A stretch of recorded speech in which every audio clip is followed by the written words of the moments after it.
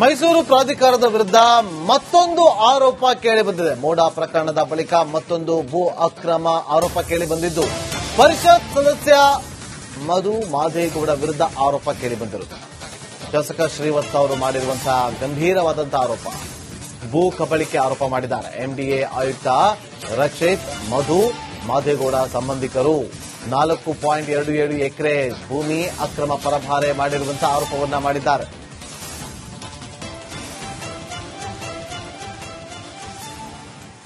ಬಹಳ ಪ್ರಮುಖವಾಗಿ ಈ ಪ್ರಕಟಣೆ ಯಾರದ್ದು, ಯಾರಿಗೆ ಸೇರಿದೆ ನೋಡಿ, ಇದು ಒಂದು ಈ ತರದ ಪ್ರಕಟಣೆಯನ್ನ ಮೈಸೂರು ನಗರಾಭಿವೃದ್ಧಿ ಪ್ರಾಧಿಕಾರ, ಮೈಸೂರಿನ ಅಭಿವೃದ್ಧಿ ಪ್ರಾಧಿಕಾರ ಹೊರಡಿಸಿದೆ.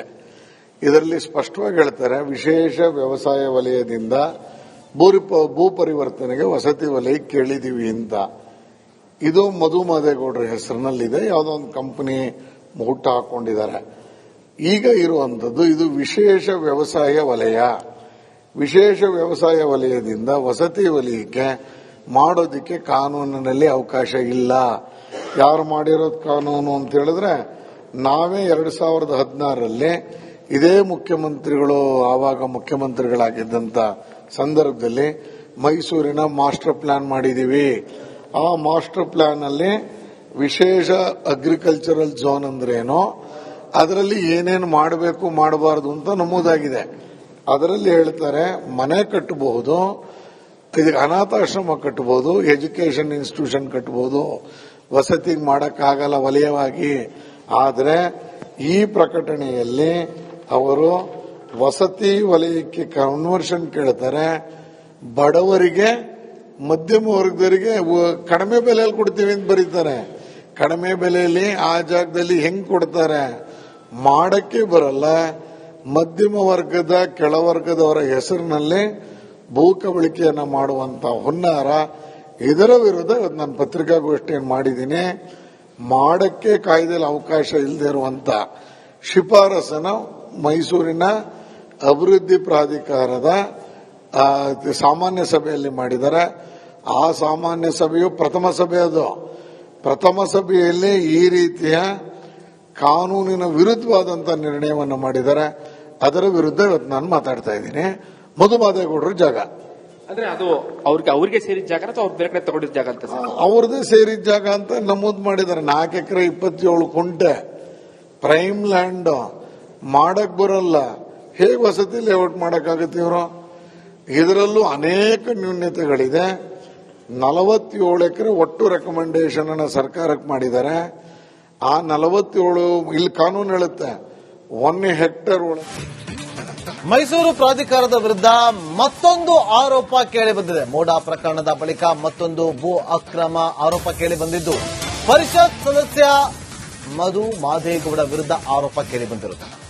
ಶಾಸಕ ಶ್ರೀವತ್ಸ ಅವರು ಮಾಡಿರುವಂತಹ ಗಂಭೀರವಾದಂತಹ ಆರೋಪ, ಭೂ ಕಬಳಿಕೆ ಆರೋಪ ಮಾಡಿದ್ದಾರೆ. ಎಂಡಿಎ ಆಯುಕ್ತ ರಕ್ಷಿತ್ ಮಧು ಮಾದೇಗೌಡ ಸಂಬಂಧಿಕರು 4.27 ಎಕರೆ ಭೂಮಿ ಅಕ್ರಮ ಪರಭಾರೆ ಮಾಡಿರುವಂತಹ ಆರೋಪವನ್ನ ಮಾಡಿದ್ದಾರೆ.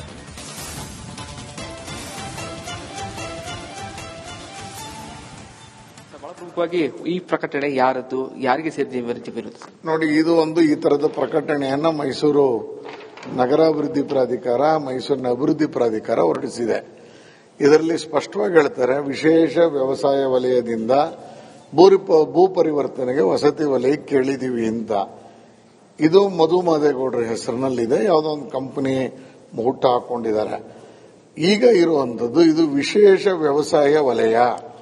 ವಿಶೇಷ ವ್ಯವಸಾಯ ವಲಯದಿಂದ ವಸತಿ ವಲಯಕ್ಕೆ ಮಾಡೋದಕ್ಕೆ ಕಾನೂನಿನಲ್ಲಿ ಅವಕಾಶ ಇಲ್ಲ. ಯಾರು ಮಾಡಿರೋದು ಕಾನೂನು ಅಂತ ಹೇಳಿದ್ರೆ, ನಾವೇ 2016ರಲ್ಲಿ ಇದೇ ಮುಖ್ಯಮಂತ್ರಿಗಳು, ಆವಾಗ ಮುಖ್ಯಮಂತ್ರಿಗಳಾಗಿದ್ದಂತ ಸಂದರ್ಭದಲ್ಲಿ ಮೈಸೂರಿನ ಮಾಸ್ಟರ್ ಪ್ಲಾನ್ ಮಾಡಿದೀವಿ. ಆ ಮಾಸ್ಟರ್ ಪ್ಲಾನ್ ಅಲ್ಲಿ ವಿಶೇಷ ಅಗ್ರಿಕಲ್ಚರಲ್ ಝೋನ್ ಅಂದ್ರೇನೋ, ಅದರಲ್ಲಿ ಏನೇನು ಮಾಡಬೇಕು ಮಾಡಬಾರದು ಅಂತ ನಮೂದಾಗಿದೆ. ಅದರಲ್ಲಿ ಹೇಳ್ತಾರೆ, ಮನೆ ಕಟ್ಟಬಹುದು, ಇದಕ್ಕೆ ಅನಾಥಾಶ್ರಮ ಕಟ್ಟಬಹುದು, ಎಜುಕೇಶನ್ ಇನ್ಸ್ಟಿಟ್ಯೂಷನ್ ಕಟ್ಟಬಹುದು, ವಸತಿ ಮಾಡಕ್ಕಾಗಲ್ಲ ವಲಯವಾಗಿ. ಆದರೆ ಈ ಪ್ರಕಟಣೆಯಲ್ಲಿ ಅವರು ವಸತಿ ವಲಯಕ್ಕೆ ಕನ್ವರ್ಷನ್ ಕೇಳ್ತಾರೆ. ಬಡವರಿಗೆ, ಮಧ್ಯಮ ವರ್ಗದವರಿಗೆ ಕಡಿಮೆ ಬೆಲೆಯಲ್ಲಿ ಕೊಡ್ತೀವಿ ಅಂತ ಬರೀತಾರೆ. ಕಡಿಮೆ ಬೆಲೆಯಲ್ಲಿ ಆ ಜಾಗದಲ್ಲಿ ಹೆಂಗ್ ಕೊಡ್ತಾರೆ ಮಾಡಕ್ಕೆ ಬರಲ್ಲ.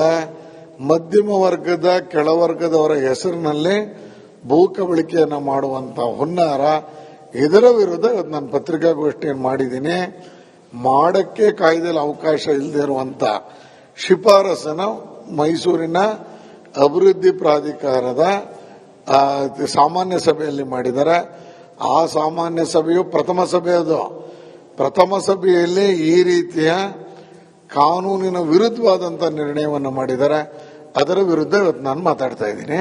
ಮಧುಮಾದೇಗೌಡರ ಜಾಗ ಅಂದ್ರೆ ಅದು ಅವ್ರಿಗೆ ಸೇರಿದ ಜಾಗ ಅಥವಾ ಅವ್ರು ಬೇರೆ ಕಡೆ ತಗೊಂಡಿದ್ದ ಜಾಗ ಅಂತ ಸರ್? ಅವ್ರದ್ದೇ ಸೇರಿದ ಜಾಗ ಅಂತ ನಮೂದು ಮಾಡಿದ್ದಾರೆ. 4 ಎಕರೆ 27 ಕುಂಟೆ ಪ್ರೈಮ್ ಲ್ಯಾಂಡ್ ಮಾಡಕ್ ಬರಲ್ಲ.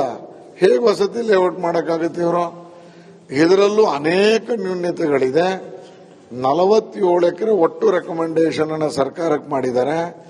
ಆ 47 ಇಲ್ಲಿ ಕಾನೂನು ಹೇಳುತ್ತೆ 1 ಹೆಕ್ಟೇರ್ ಒಳಗೆ. ಮೈಸೂರು ಪ್ರಾಧಿಕಾರದ ವಿರುದ್ಧ ಮತ್ತೊಂದು ಆರೋಪ ಕೇಳಿ ಬಂದಿದೆ. ಮೋಡಾ ಪ್ರಕರಣದ ಬಳಿಕ ಮತ್ತೊಂದು ಭೂ ಅಕ್ರಮ ಆರೋಪ ಕೇಳಿ ಬಂದಿದ್ದು ಪರಿಷತ್ ಸದಸ್ಯ ಮಧು ಮಾದೇಗೌಡ ವಿರುದ್ಧ ಆರೋಪ ಕೇಳಿ ಬಂದಿರುತ್ತೆ.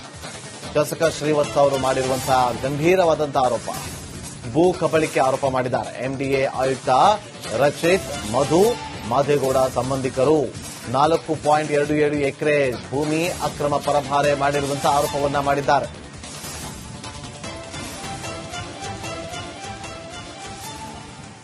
ಬಹಳ ಪ್ರಮುಖವಾಗಿ ಈ ಪ್ರಕಟಣೆ ಯಾರದ್ದು, ಯಾರಿಗೆ ಸೇರಿದೆ?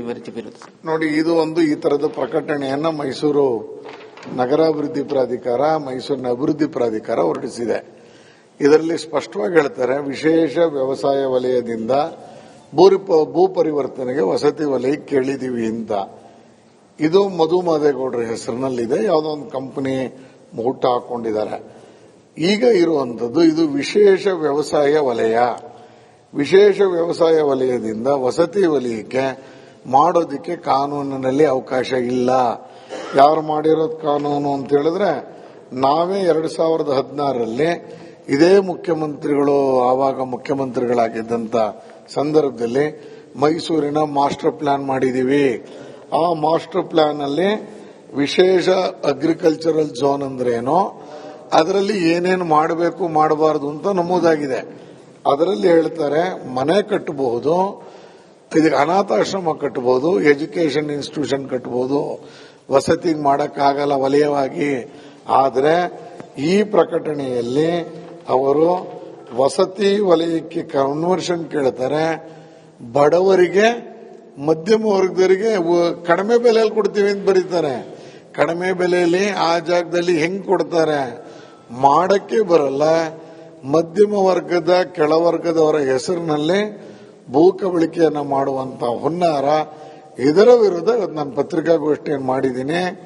ಮಾಡಕ್ಕೆ ಕಾಯ್ದೆಯಲ್ಲಿ ಅವಕಾಶ ಇಲ್ಲದೆ ಇರುವಂತ ಶಿಫಾರಸನ್ನು ಮೈಸೂರಿನ ಅಭಿವೃದ್ಧಿ ಪ್ರಾಧಿಕಾರದ ಸಾಮಾನ್ಯ ಸಭೆಯಲ್ಲಿ ಮಾಡಿದ್ದಾರೆ.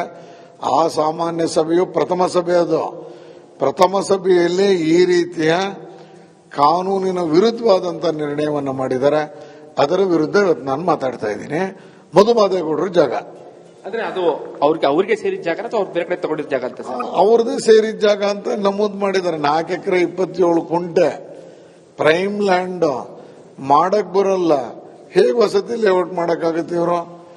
ಇದರಲ್ಲೂ ಅನೇಕ ನ್ಯೂನ್ಯತೆಗಳಿದೆ. 47 ಎಕರೆ ಒಟ್ಟು ರೆಕಮೆಂಡೇಶನ್ ಅನ್ನ ಸರ್ಕಾರಕ್ಕೆ ಮಾಡಿದ್ದಾರೆ.